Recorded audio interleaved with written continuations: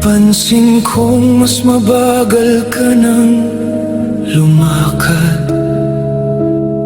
mas madalas ka nang mapahinga sa hagdan.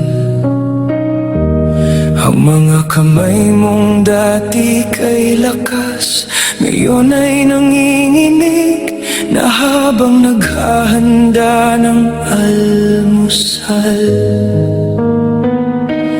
Ngunit sa tuwing tatanungin kita, mapagod ka na ba?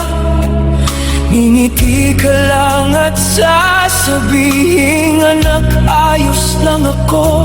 Hindi mo alam, bawat ngiti mong pilit parang unti-unting dinudurog ang puso ko.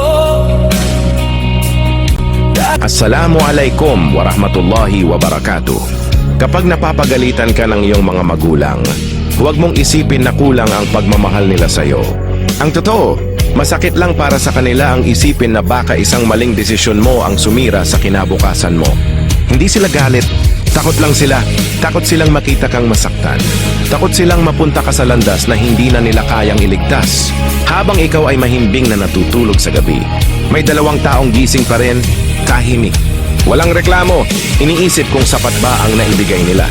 Kung ligtas ka ba, kung may kinabukasan ka pa ring maaabot.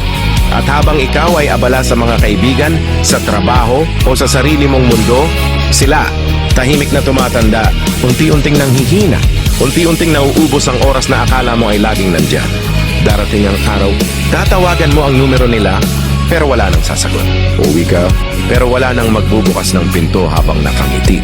Wala nang magtatanong ng, kumusta ka na? Wala nang mag-aabang hanggang makauwi ka. Wala nang magagalit kapag gabi ka nang umuwi. At doon mo maiintindihan na ang mga sermon na kinaiinisan mo noon ay pagmamahal pala na hindi marunong maging malambing.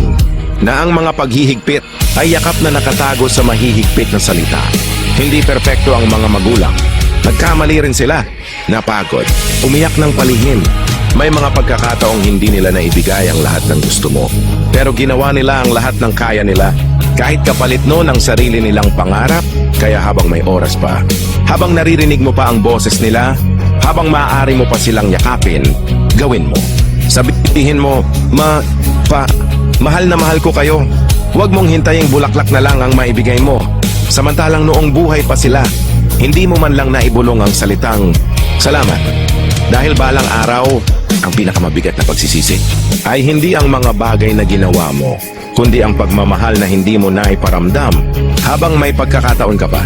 Kung may pagkakataon kang mapanood ang mensaheng ito, ibahagi mo ang mensaheng ito. Nagmamahal mula sa iyong kapatid, Kuya Mike Burong Omar.